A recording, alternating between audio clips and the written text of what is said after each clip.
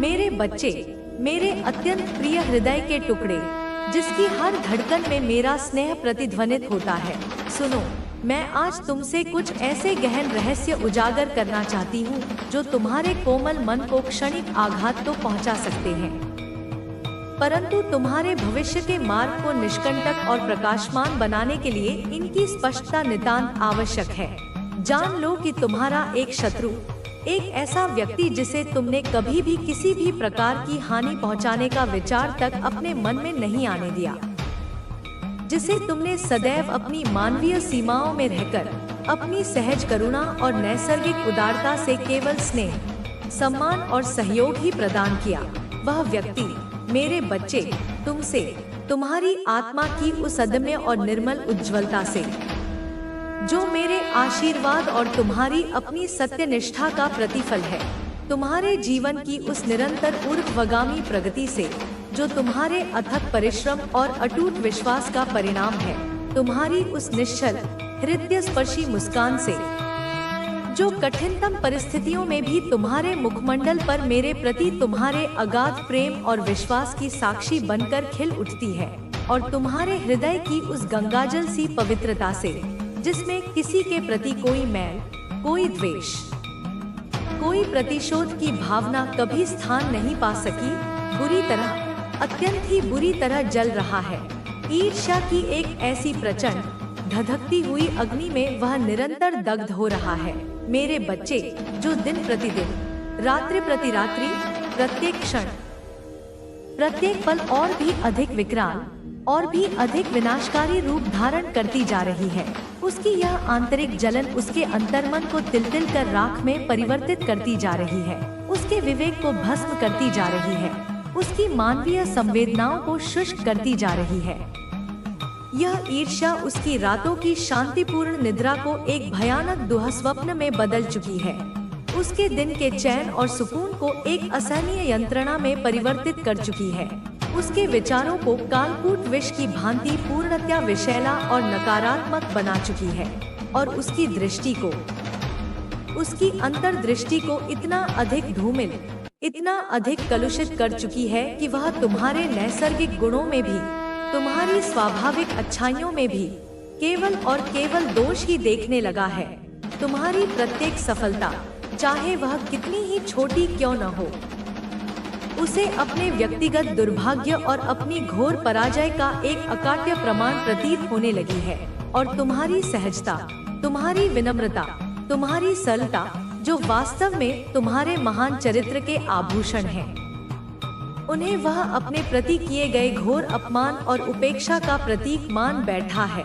मेरे प्रिय बच्चे, यह समझ लो कि यह जलन, यह दान कोई साधारण क्षणिक मानवीय दुर्बलता या क्षणिक भावावेश नहीं है, अपितु यह एक अत्यंत गहरे, अंधकारमय, आत्मघाती और विनाशकारी जुनून का एक लाइलाज मानसिक व्याधि का रूप ले चुकी है, एक ऐसा नासूर बन चुकी है जो उसे प्रति क्षण अंदर ही अंदर खोखला करती जा रही है, उसे तिल-तिल कर समाप्त कर रही है, और उसकी आत्मा को शांति, सद्भावना और सकारात्मकता के प्रत्येक मार्ग से, प्रत्येक संभावना से मीलों दूर भटका रही है, उसे एक ऐसे अंतहीन अंधकारपूर्ण चक्रव्यूह में फंसा चुकी है, जहां से निकल पाना उसके लिए लगभग असंभव सा प्रतीत होता है, क्योंकि उसने स्वयं ही अपने चारों ओर ईर्ष्या और घृणा की अदृश्य दीवारें खड़ी कर ली हैं। वह तुम्हारे पीठ पीछे, जब तुम अपनी सहजता और विश्वास में लीन अपने कर्तव्यों का निर्वहन कर रहे होते हो,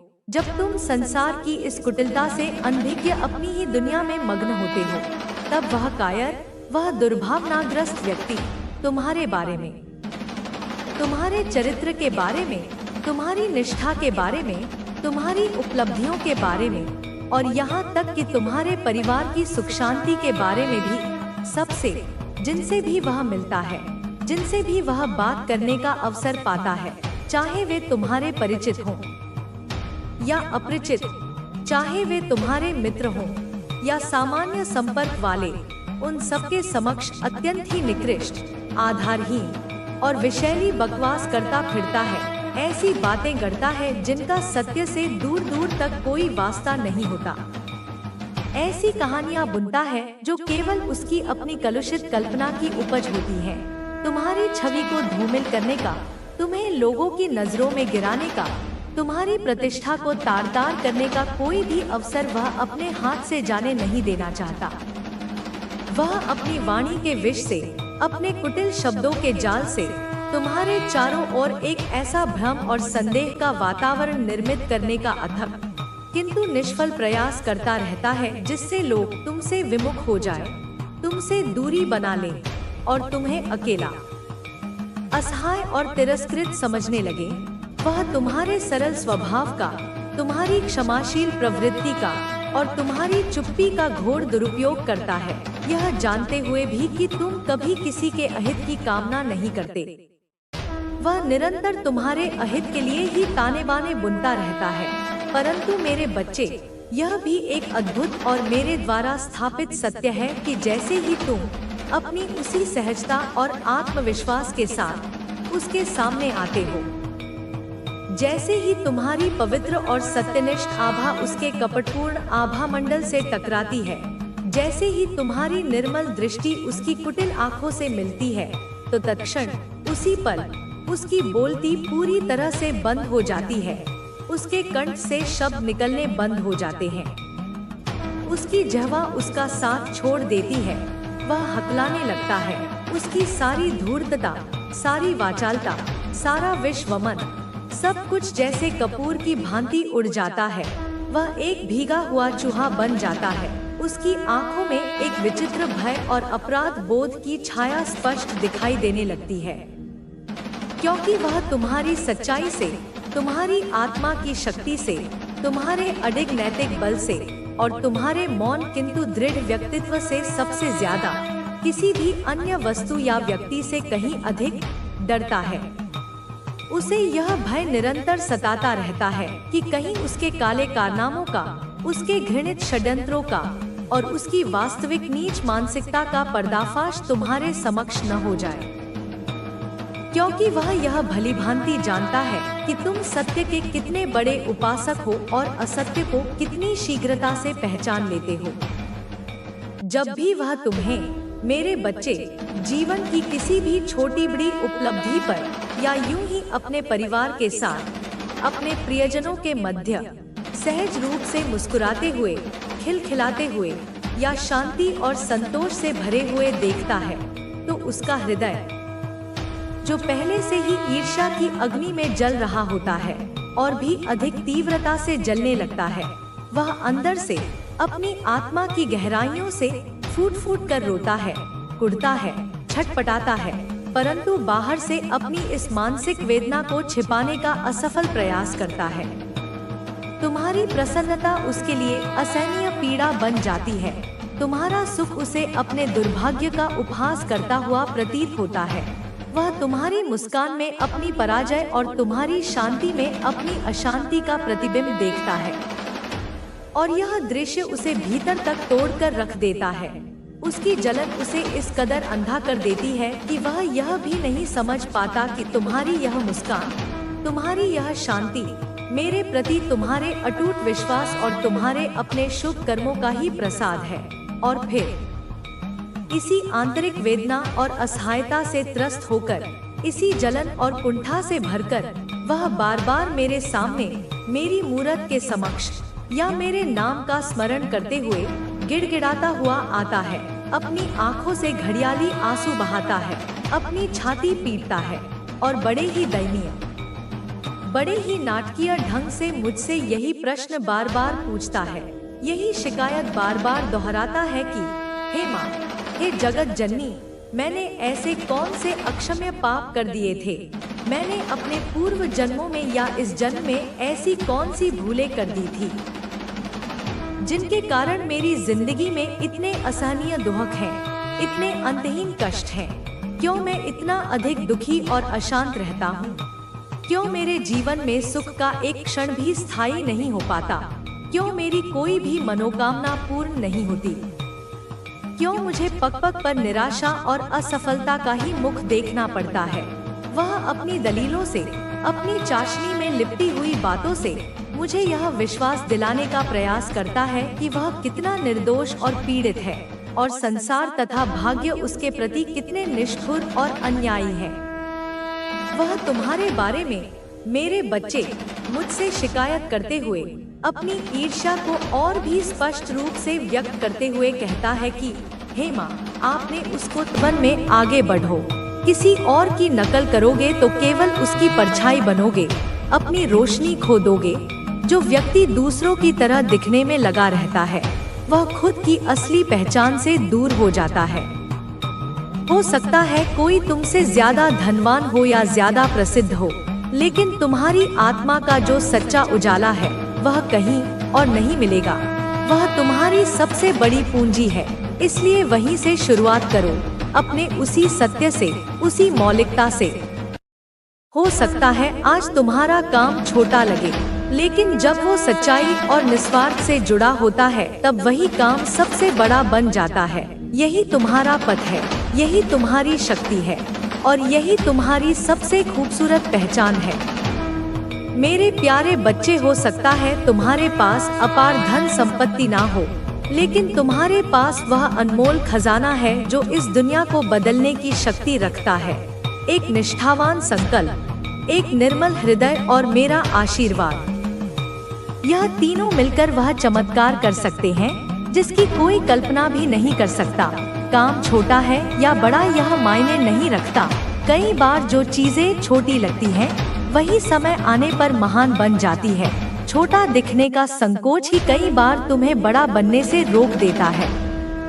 लेकिन आज से, अभी से यह ठान लो कि तुम्हें किसी और की परछाई नहीं बनना, बल्कि अपने भीतर की रोशनी को पहचान कर खुद का सर्वश्रेष्ठ स्वरूप बनना है। अपने अनोखेपन को अपनाओ और गर्व से जियो। तुम्हारी मुस्कान मेरे हृदय को प्रसन्न करती है। तुम्हारा कल्याण हो मेरे बच्चे। अब मैं तुम्हें एक जरूरी बात बताना चाहती हूँ, एक ऐसी बात जो तुम्हारे आने वाले जीवन के लिए अत्यंत महत्वपूर्ण है। तुम बेहद निष्कलंक और सच्चे हो। तुम्हारे भीतर कोई छल नहीं है, कोई कपट नहीं है, लेकिन यही सच्चाई, यही सरलता कई बार तुम्हें कठिनाइयों में डाल देती है। दुनिया में हर कोई तुम्हारे जैसा साफ नहीं होता।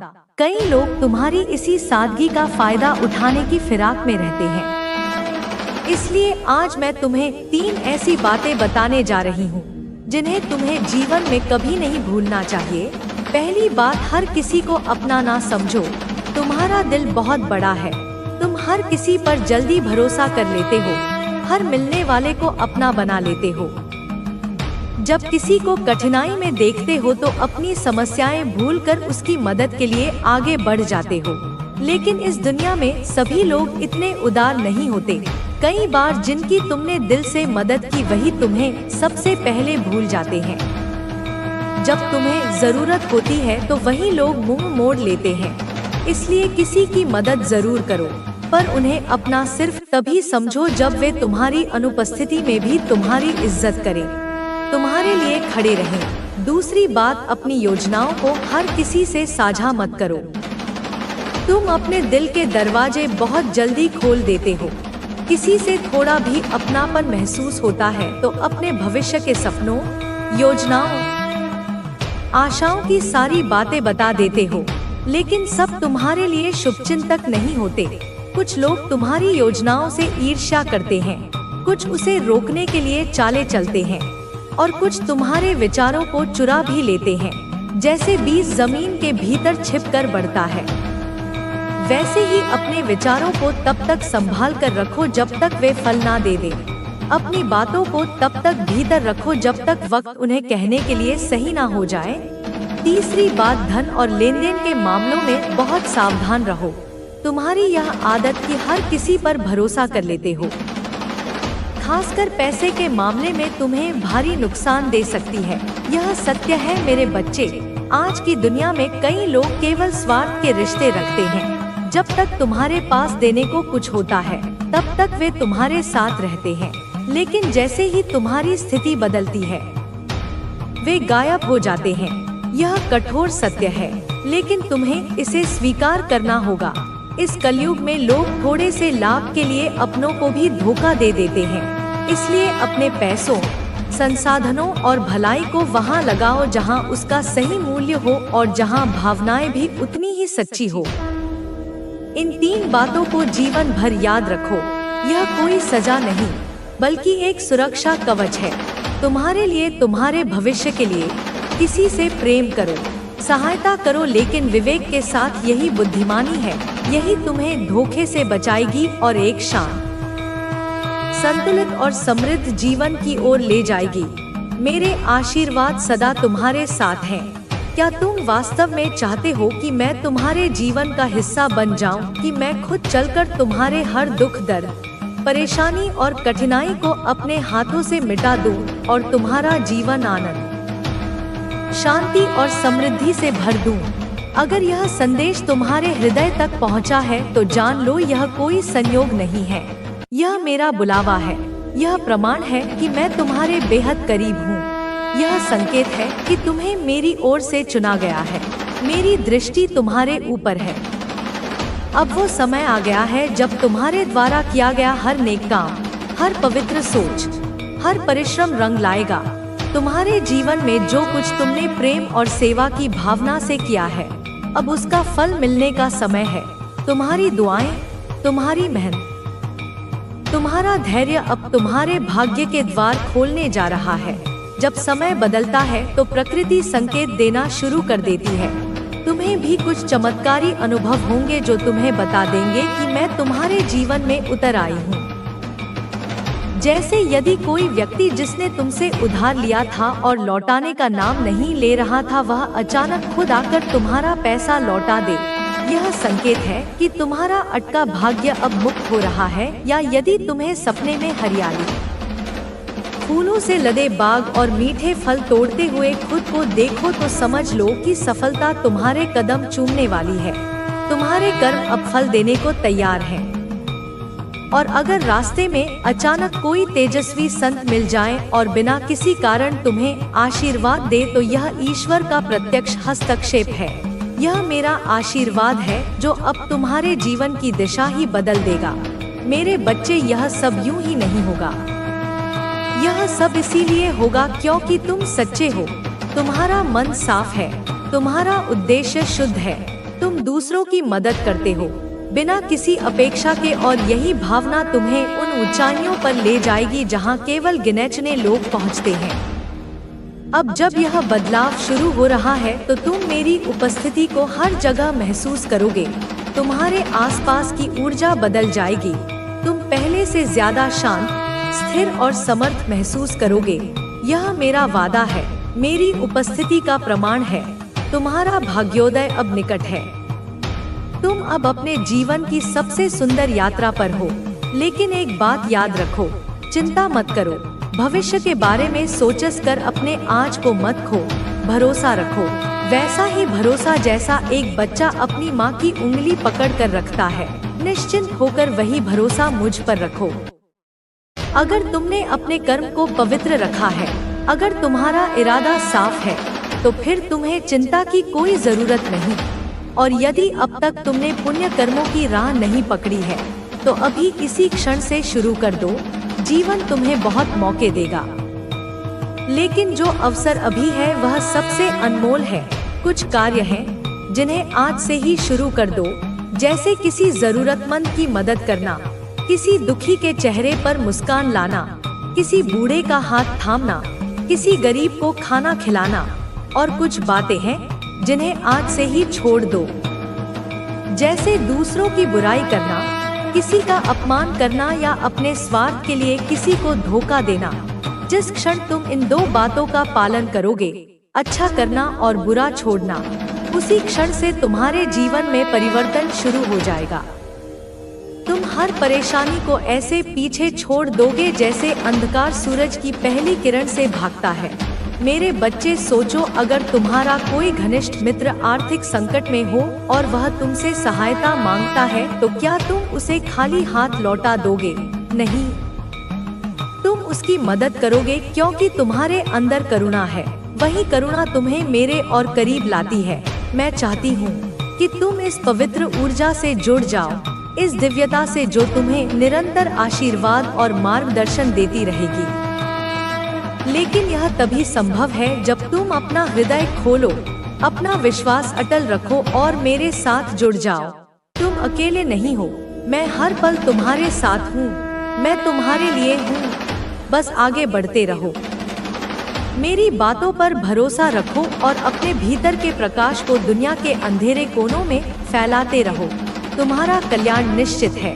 भलाई का रास्ता आसान नहीं होता, लेकिन जब तुम सच्चे दिल से किसी के लिए अच्छा करते हो तो वो अच्छाई कई गुना बनकर तुम्हारे जीवन में लौटती है।